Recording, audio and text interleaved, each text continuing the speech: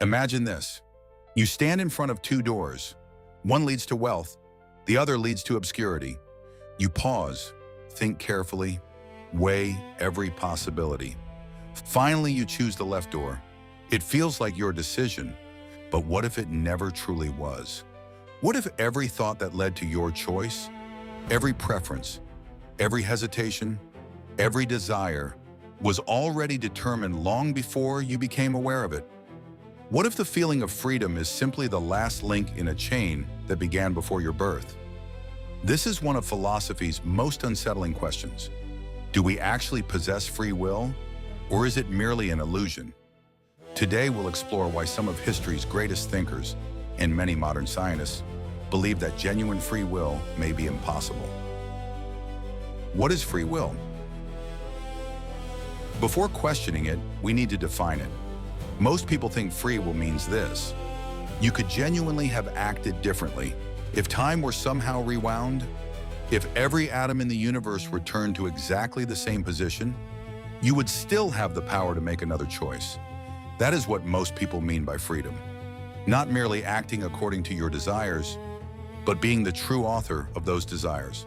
The problem begins with a simple question: where did your desires come from? Did you choose what foods you enjoy? Did you decide which music moves you? Did you select your personality, your fears, your ambitions? No, they appeared. And if your desires are given to you, how can your choices truly belong to you? The chain of causes. Over 300 years ago, Baruch Spinoza proposed a radical idea. Everything in nature follows necessity. Nothing exists without a cause. Every event is the inevitable consequence of previous events. Human beings are no exception. According to Spinoza, when we think we are free, we are simply unaware of the countless forces shaping us. A famous example illustrates this. Imagine a stone flying through the air. If that stone suddenly became conscious, it might believe it was choosing its path. It would feel itself moving. It would experience intention. But in reality, its motion was entirely caused by the force that threw it. Spinoza believed humans are much the same. We experience our decisions, but we rarely see the invisible causes behind them. Our genes, our childhood, our culture, our biology, our memories. Every choice emerges from countless influences we never selected. The brain decides before you do. Modern neuroscience has added an unsettling twist. In the 1980s, neuroscientist Benjamin Libet conducted experiments that became famous around the world. Participants were asked to make a simple decision: move a finger whenever they wished. At the same time, scientists monitored their brains. Something remarkable happened. Activity in the brain began. Hundreds of milliseconds before participants became consciously aware of deciding. The brain appeared to prepare the action before consciousness claimed ownership. In other words, your brain may decide, then your conscious mind simply narrates the event afterward. Imagine your consciousness not as the captain steering the ship, but as the passenger explaining where it is going. Later experiments have suggested that some choices can even be predicted several seconds before people believe they have made them. If true, the feeling of deciding could be more like discovering what your brain has already begun. The self that never chose itself. Now comes the deepest problem. Even if no external force controlled you, you still did not choose yourself. Think carefully. Did you choose your intelligence, your emotional temperament, your impulse control, your capacity for patience, your genetic inheritance? No. Suppose someone is naturally calm, another is naturally impulsive. Each faces the same temptation. One resists, the other fails. Did either person choose the mind that made the decision possible? The philosopher Arthur Schopenhauer summarized this dilemma beautifully. A man can do what he wills, but he cannot will what he wills.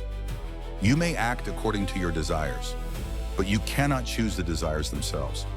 The author behind every choice was never authored by you.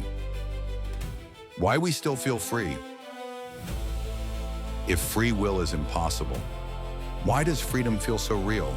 Because consciousness experiences only the final moment. Imagine watching the last domino fall. You see the final impact, but not the hundreds that fell before it. Our awareness is similar. We experience the conclusion, not the immense network of unconscious processes that produced it. Psychologists increasingly describe the mind as an intricate conversation between unconscious systems. Conscious thought often arrives after the deeper machinery has already completed much of the work. Your conscious self becomes the storyteller, not necessarily the creator. The narrative feels convincing because the story is happening inside your own mind. Does this mean nothing matters? At this point, many people become uncomfortable. If free will doesn't exist, does morality disappear?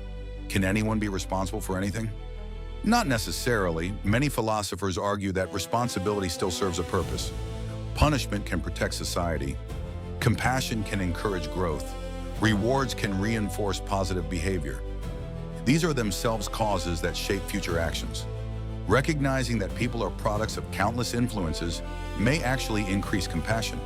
Instead of asking, why is this person evil? We ask, what created this person? Justice becomes less about revenge and more about understanding, less about hatred and more about prevention. The great paradox. Here's the strangest part.